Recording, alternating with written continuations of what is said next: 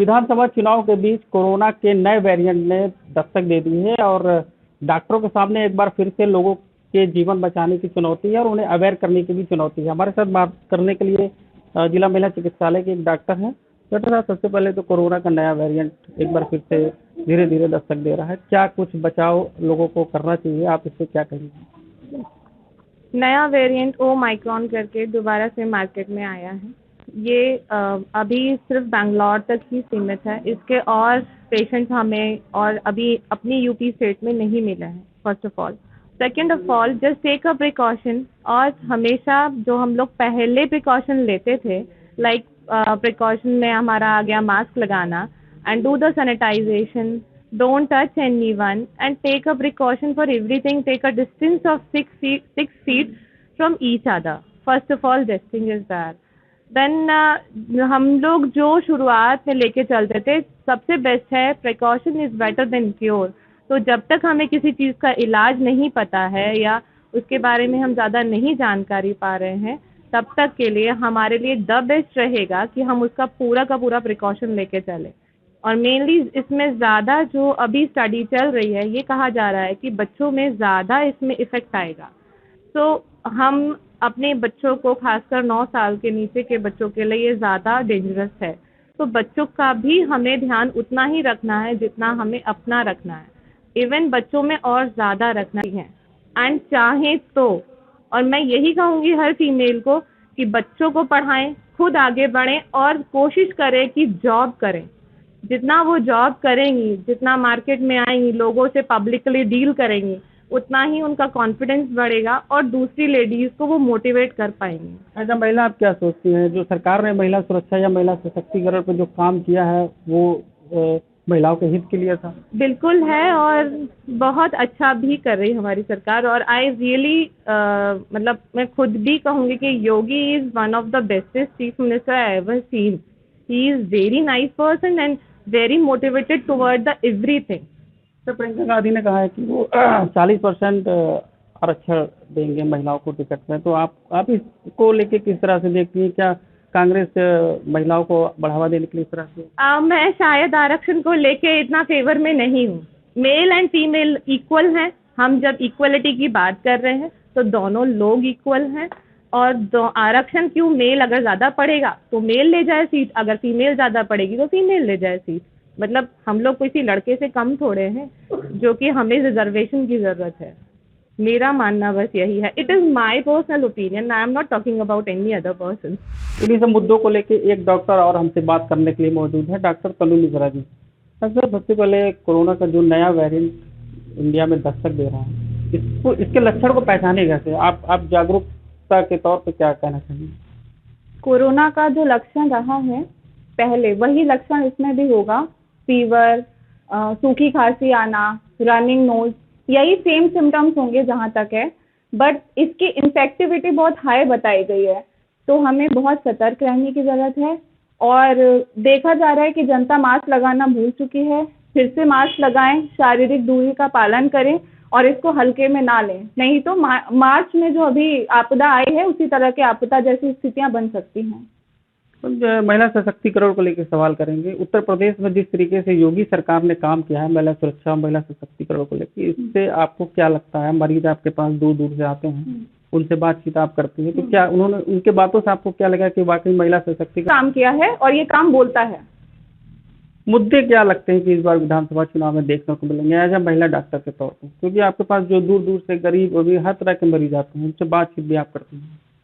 इस बार के चुनाव में प्रायोरिटी होनी चाहिए हेल्थ सेक्टर, क्योंकि कोविड ने जो महामारी जो ये आई है, इससे जो डिजास्टर हुआ है, इसके बाद जो सबसे ज़्यादा सेक्टर उभर के आया है वो हेल्थ सेक्टर ही है। तो इसमें ज़्यादा से ज़्यादा मुद्दे होने चाहिए। और दूसरा, फाइनेंशियल क्राइसिस को लेकर जो छोटे लघु उद्योग के लोग हैं और ऐसे लोग हैं, इनका कोरोना महामारी में बहुत नुकसान हुआ है, तो कुछ इस पे भी होना चाहिए। तीसरा मुद्दा होना चाहिए एजुकेशन को लेकर। गांव के बच्चे जो हैं प्राइमरी स्कूल के, वो बहुत महीनों तो कहिए सालों तक वंचित रहे एजुकेशन से।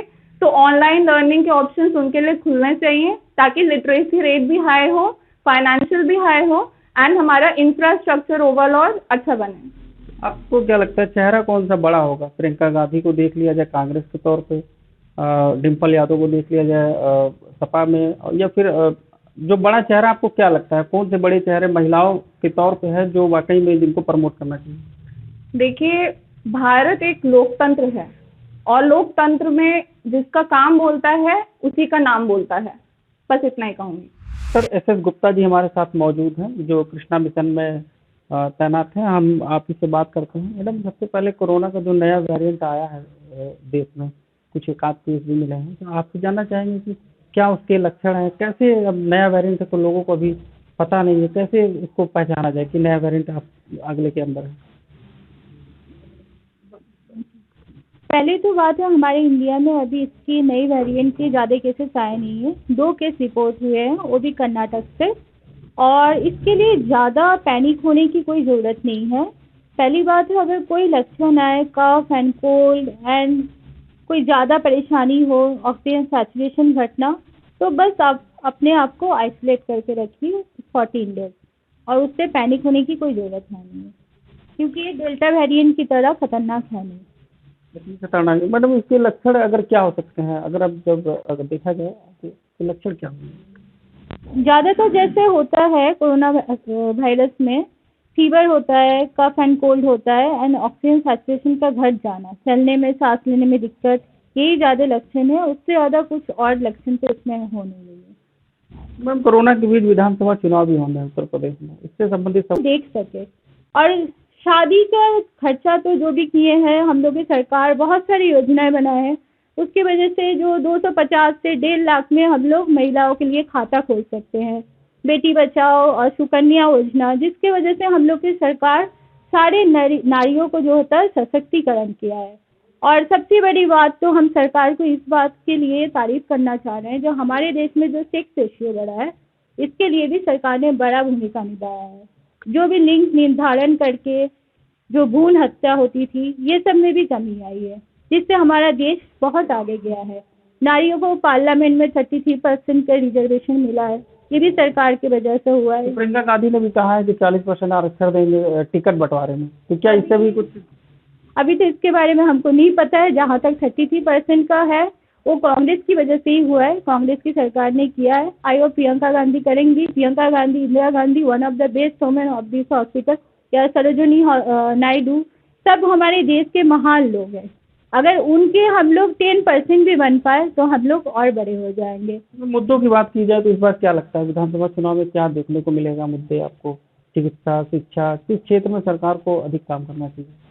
मेरे हिसाब से तो सरकार को चिकित्सा और एजुकेशन में थोड़ा सा ज़्यादा काम करना चाहिए, क्योंकि कोरोना वायरस में हम लोग देखे हैं, जब डेल्टा वेरिएंट आया था तब जो पेशेंट लोग में बेड नहीं मिला, उसकी वजह से जितने लोग एक्सपायर हुए, तो पहले से सरकार को अपना कुछ ना कुछ करना चाहिए जिससे उनको बेड बढ़ाने की।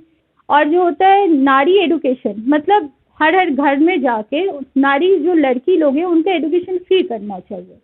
और सरकारी भी कुछ ऐसा उनको योजनाएं बनाना चाहिए, जैसे प्राइवेट, उन्होंने सरकारी में तो दे रहे हैं, लेकिन प्राइवेट में भी कुछ लड़की जहाँ पर हो वहाँ कुछ फैसिलिटी मिलना चाहिए। तो लड़की होने से आपको ये सुविधाएं मिलेगी। ये अगर करें तो सरकार और भी आगे जाएंगे। धन्यवाद हमसे बात करने के लिए। एबीपी गंगा के लिए बस्ती से सतीश श्रीवास्तव।